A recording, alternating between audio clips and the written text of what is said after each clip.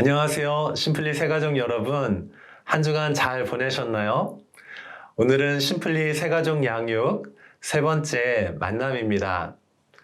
저는 오늘 여러분과 함께 진정한 행복의 두 가지 조건이라고 하는 주제로 이야기를 나누어 보고자 합니다.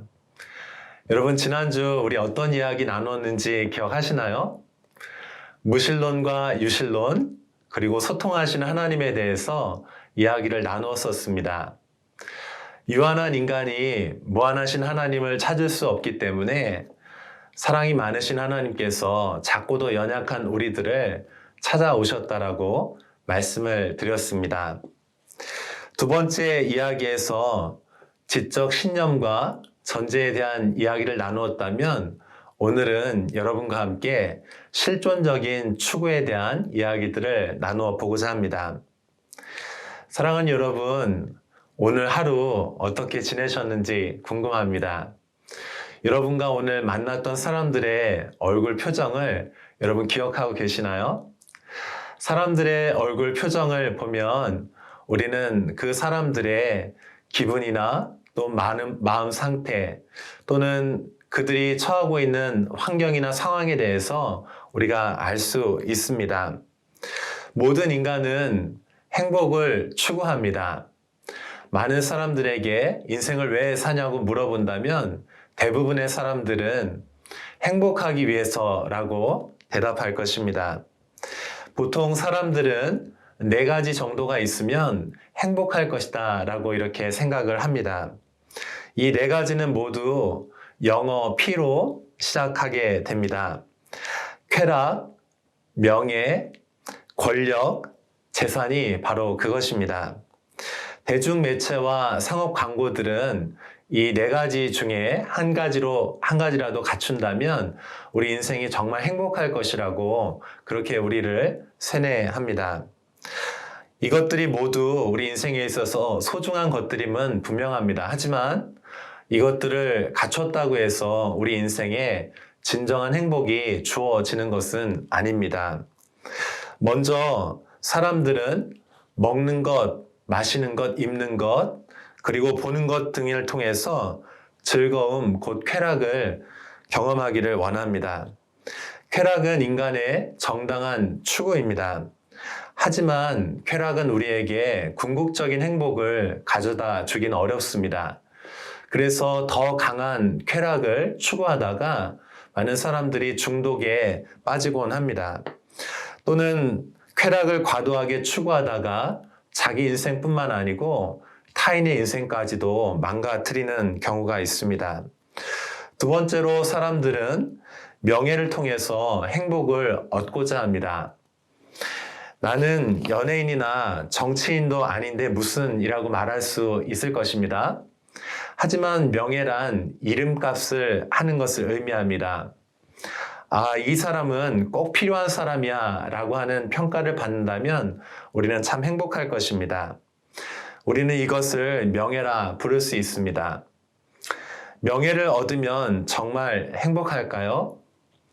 약간 도움이 되기는 하지만 사람의 평가라는 것이 언제든지 바뀔 수 있고 때로는 잘못된 거짓 평가로 인해서 너무나 큰 불행을 당하는 사람들을 우리 주변에서 볼 수 있습니다.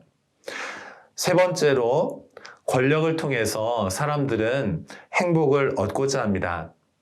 권력은 다른 사람에게 조종당하지 않을 정도의 힘을 뜻합니다.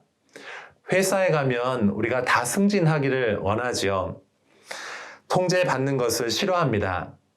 시키는 일은 하고 싶지 않고 자신도 다른 사람들을 부리고 싶어 합니다. 하지만 잘못된 권력을 사용하게 되면 이건 역시도 자신이나 또는 다른 사람들의 인생을 망칠 우려가 있습니다. 마지막으로 재산을 통해서 행복을 얻고자 합니다. 우리가 살고 있는 자본주의 사회에서는 이 재산을 가지고 있으면 앞에 있는 3가지 모두를 얻을 수 있다라고 그렇게 말합니다. 사실은 매우 위험한 생각이죠. 좋은 직장, 좋은 집, 좋은 자동차를 갖고 싶어 합니다. 돈이 있으면 모든 것을 해결할 수 있다라고 생각합니다. 하지만 여러분, 가만히 한번 잘 생각해 보십시오. 우리가 가지고 있는 가장 소중한 것들은 사실은 돈을 주고 살 수 없는 것들이 대부분입니다. 건강이나 또는 가족, 우리가 가장 소중하게 여기는 대부분의 것들은 우리가 돈을 통해서 얻는 것이 아니고 사실 하나님의 은혜로 우리에게 주어지는 것입니다. 이제부터 행복의 진정한 조건에 대해서 여러분과 나누어 보기를 원합니다. 두 가지를 이야기해 보려고 합니다. 첫 번째는 무조건적인 사랑을 받을 때 우리는 진정한 행복을 느낍니다. 사람은 누구에게나 무조건적인 사랑과 용납을 받을 때 진정으로 행복과 안정감을 누립니다. 연애할 때를 한번 생각해 보십시오. 사랑에 빠진 사람들이 왜 그렇게 행복할까요? 상대방이 나를 무조건적으로 사랑해주고 아낀다라고 느끼기 때문일 것입니다. 짧은 기간이긴 하지만 정말 행복한 시간이기도 합니다. 하지만 이것은 큰 착각일 수 있죠. 나를 무조건적으로 사랑해 주는 것은 없습니다. 연애 기간이 끝나고 나면 우리가 진짜 관계 안에 들어가게 되는 것입니다. 하지만 어머니와 자식의 사랑을 생각해 보시기 바랍니다. 아이들이 행복한 이유가 무엇입니까? 어머니가 무조건적으로 사랑해 주기 때문입니다. 하지만 또 반대의 경우도 우리가 생각해 볼 수 있는데요. 엄마도 행복합니다. 왜냐하면 아이가 엄마만을 무조건적으로 의지하고 사랑하기 때문입니다. 인간의 마음속 깊은 곳에는 무조건적인 사랑 그리고 받아들임을 받고 싶은 그 마음이 있는 것입니다. 행복의 진정한 두 번째 조건은 우리 인생의 진정한 의미와 목적을 찾았을 때입니다. 사람에게는 무조건적인 사랑을 받는 것도 행복이지만 그것만으로는 부족합니다. 우리가 이 땅에서 살아가는 진정한 이유와 목적을 발견할 때 우리는 진정한 행복함을 느낍니다. 영어 단어 중에서 destiny라고 하는 단어가 있습니다. 하나님의 부르심 또는 소명, 내가 살아가야 할 이유, 운명 정도로 해석할 수가 있는데요.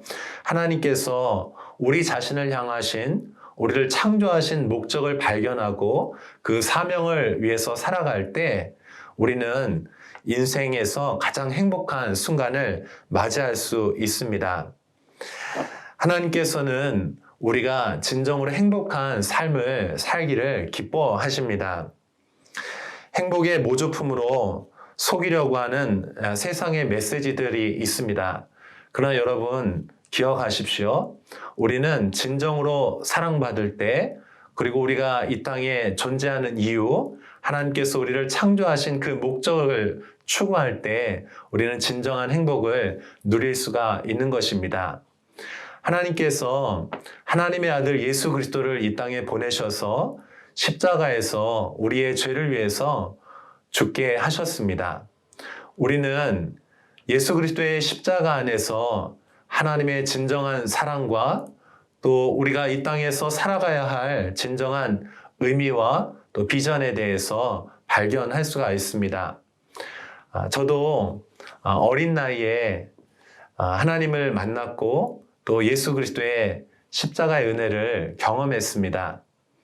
예수님의 그 십자가 안에서 제가 용서받았다는 것, 하나님의 사랑을 받고 있다는 것이 참 저를 행복하게 했습니다. 그리고 예수님의 그 십자가 안에서 그 사랑을 경험하게 되었을 때 저는 제 인생을 무엇을 위해서 살아야 될지, 무엇을 위해서 살면 아깝지 않을지를 발견했습니다. 수십 년이 지난 지금까지도 그때 부르신 그 부르심을 향해서 달려가고 있는데 저는 이 세상에서 가장 행복한 사람이라고 제 스스로 그렇게 생각하고 있습니다.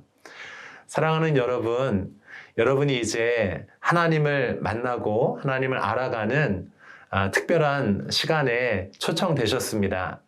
저는 사랑하는 여러분이 하나님을 만나고 예수 그리스도 안에서 진정한 인생의 목적과 비전을 발견할 수 있기를 바랍니다. 그리고 여러분이 하나님의 사랑받는 자녀라고 하는 것을 발견했으면 좋겠습니다. 사랑하는 여러분, 여러분은 진정으로 하나님 나라에서 소중한 사람이고 여러분은 하나님의 사랑받는 자녀입니다.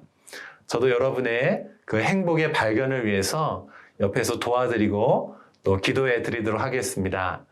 우리 이번 주일에 기쁨으로 만났으면 좋겠습니다. 사랑하고 축복합니다. 샬롬.